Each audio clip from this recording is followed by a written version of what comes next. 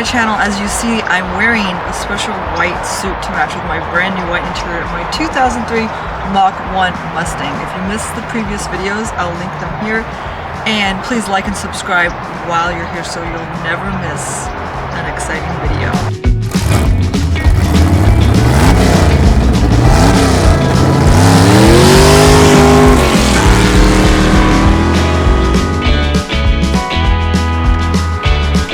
The seats are finally going in. I'm gonna take them out of the living room and put them in the Mustang.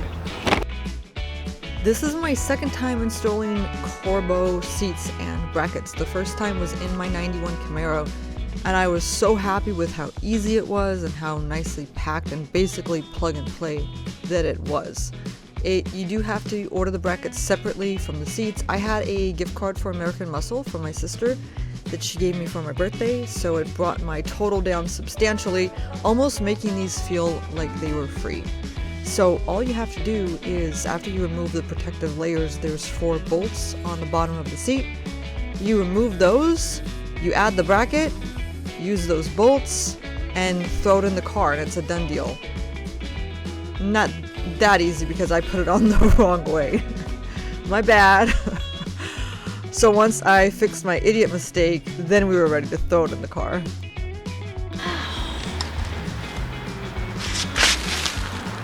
Oh my god, they're like my marshmallow seats I used to have. That's my sister in the background comparing my new Corbeau racing seats to the seats in her Tesla Model 3. Yeah, they did look similar, I guess, if you're making that comparison. Alright, back to business.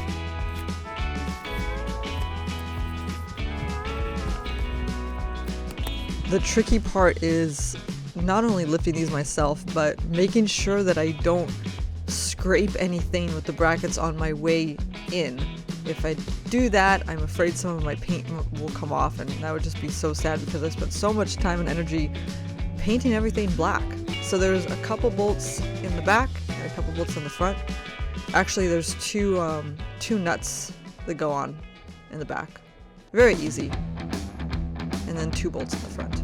I do recommend, if you're doing, harness seatbelts, which would make sense that you would be, you should probably put the inner bracket, like the bracket that's closer to the center console, in before you do the seat. You can kind of see it in that video, touching the carpet.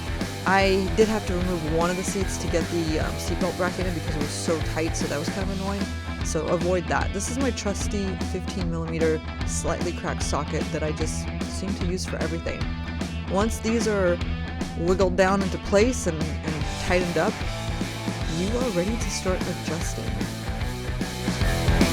Oh.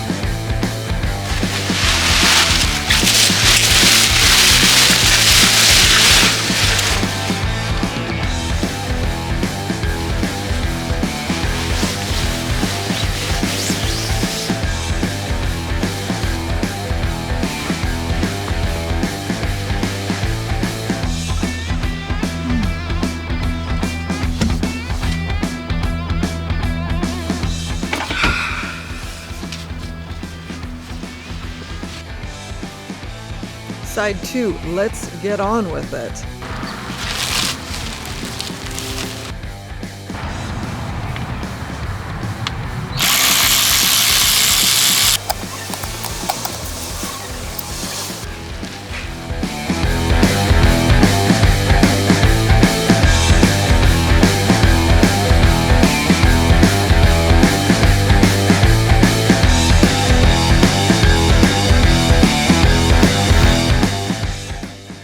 I started this car project back in February when I purchased the car at the end of January, and you know what, I can't believe that a whole year is pretty much gone by. I mean, it's December and I'm installing the seats. There's still a lot to do, obviously, and I'll be doing the suspension stuff next, but man, this car's come a long way. So like, it's a more than just putting the seats in, it's a momentous occasion in my head that you're all joining in for.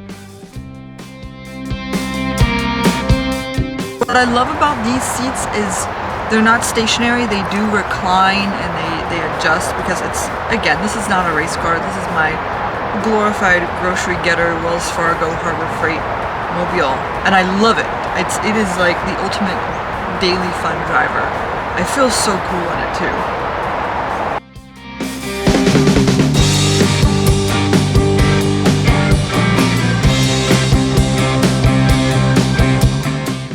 Still a lot of like little touches to do, like the AC vents on the corners, the door seals, but the white against the black and then the black stitching on the seats and that Hurst shift knob in white. I mean, I'm just floored by it. So a couple little details, popping little things in. Everything that kind of rattles, I put some of that weather stripping glue on to keep into place. I did put my rear coat hooks back in just to cover the hole. And then this area has a piece of adhesive on that metal portion that I should have removed with a rubber wheel, and I forgot. And at this point, I'm not making a mess with the rubber wheel, so I got a piece of rubber tape. It's not really tape, I don't know how to explain it, but it did the job. I put it over it and it just kind of, now you don't even notice. And honestly, I'd rather even look at that adhesive than take a rubber wheel and have to clean up all that rubber wheel stuff that gets everywhere.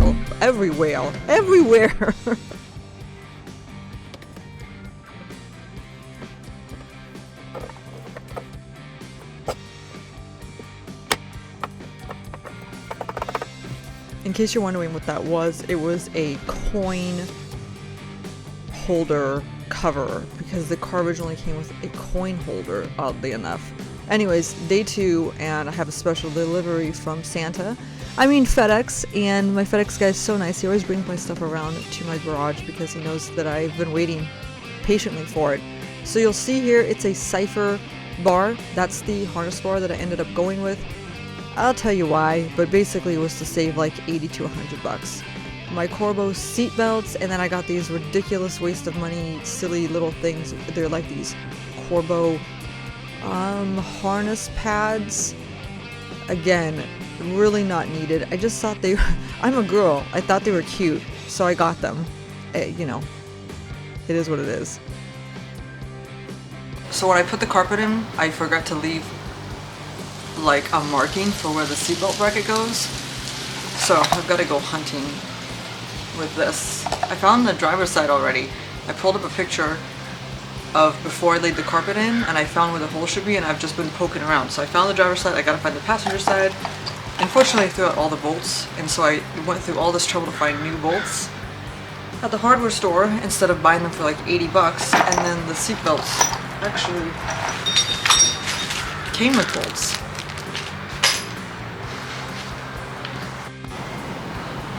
So it looks like it's right here and down.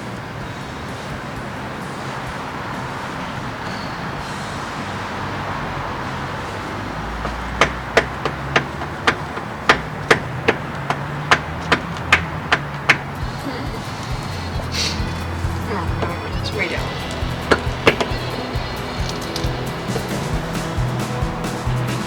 I believe I found it.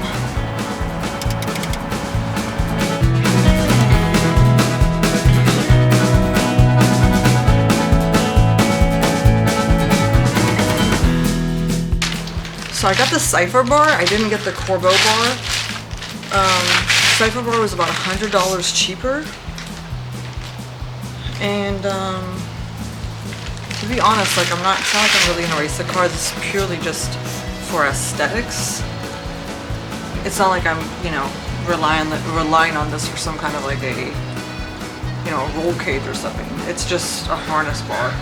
And again, like I'm not taking this to the racetrack, so I figured like the difference in safety between Cypher and Corbeau. I mean, how much safer could a Corbeau harness belt be? Anyways, the review seemed okay too. So, I don't know, this black.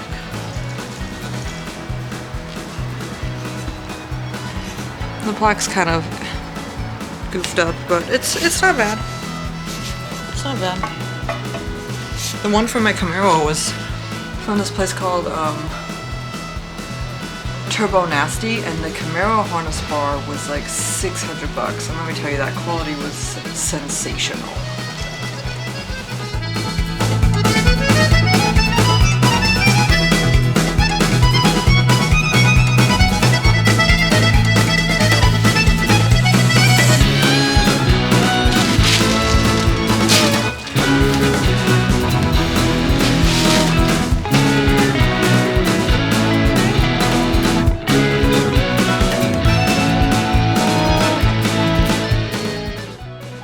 So the kit was a universal kit, so it came with a lot of extra hardware that kind of tripped me up in the beginning.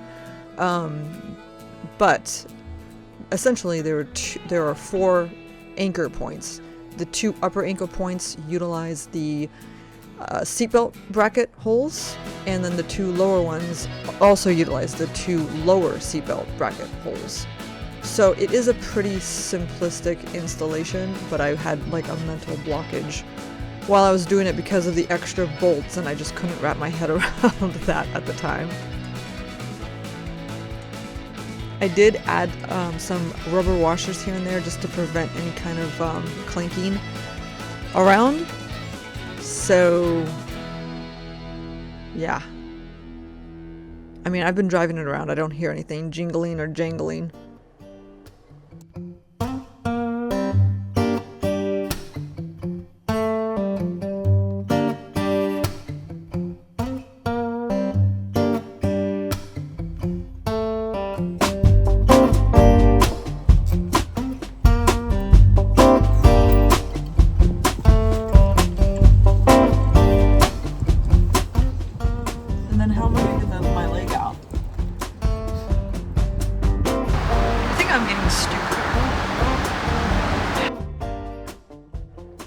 After I recovered from the shock of my own stupidity, I carried on with the task at hand.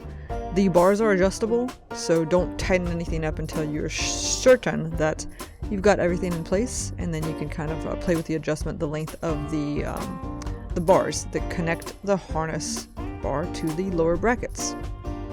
And those are my Corbeau seat belts that you see me putting in with the brackets. Ta-da! Ta-da-da-da. So clean back there without those rear seats. The next thing, obviously, you want to anchor your harnesses to the bar, so make sure you get in your car and kind of figure out what the best placement is that will leave you like the least amount of excess belt flapping in front of you, but enough to obviously wrap safely behind you with the harness bar. When you cut it loose from the hardware that you don't need, you want to light it on fire, obviously, to sear the edges so they don't, fray and unravel all over the place, ruining everything and all of your hard work and your mental stability.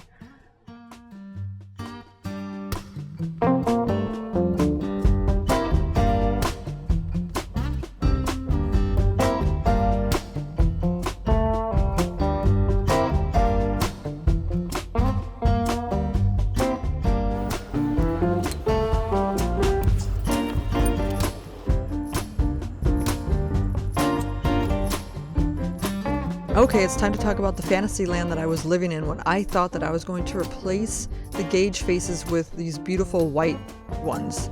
So my existing bezel that you're looking at right here has a silver frame. The glass is cruddy and crusty. There's ashes that are under there, so that needed to be replaced anyways. So simply pull it out. This is not a hard job. The new bezel that I got from Late Model Restoration, I think it was like 80 bucks. And I felt like that was a pretty good deal to have like a brand new, bezel and glass and everything. I got these stickers. They were also like 30 bucks. And I just didn't realize that they weren't going to work for the Mach. The Mach 1 lettering or the leading, the font, it's just slightly different. It's slightly more compressed. So the gauges don't quite match up perfectly in the lower areas. At first I thought maybe I can just get over it, then I realized I needed to just get over it and get these off as soon as possible. So, it wasn't like the end of the world. It was 30 bucks down the drain. It was probably a godsend because these are stickers. What am I doing? What am I doing? Someone stop me, because sometimes I don't stop myself from making some silly choices. But it did you know, get this new, beautiful new bezel and frame. The frame is black, the glass is clear and brand new. So happy with how clean it looks. Look at that thing. It's, you know, who needs white gauges when you've got a nice clear case?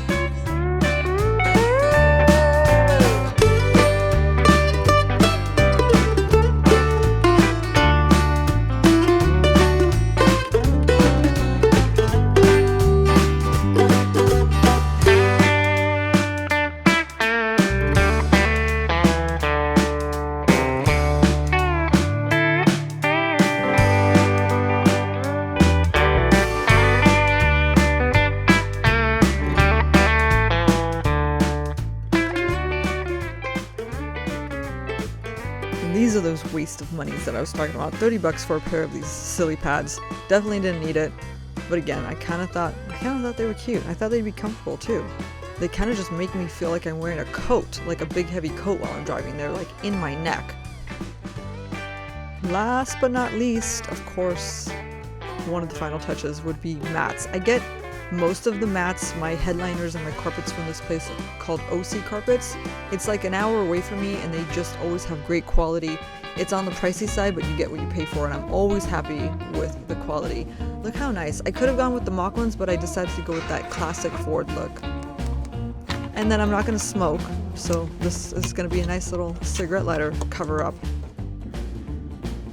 Some finishing touches.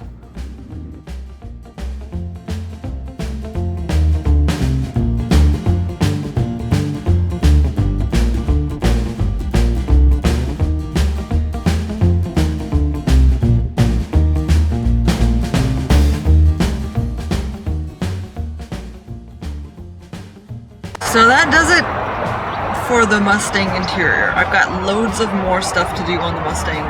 I'd love some suggestions on what else I can do. For me, I want to do the suspension next. I want to do a K-member. I want to do a general suspension, you know, upgrades and just replace anything that's gone bad, like bushings and stuff like that. And then maybe next year I want to think about adding nitrous. It might be fun. I don't know. There's so many options. I just love working on this car. It's been like the most fun project car. It's so rewarding and so much bang for your buck. So, see you next time!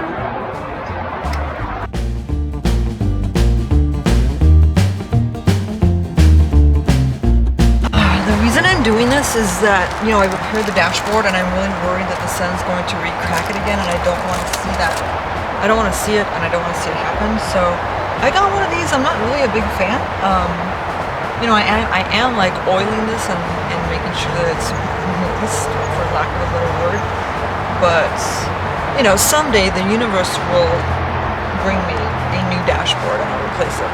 But for now,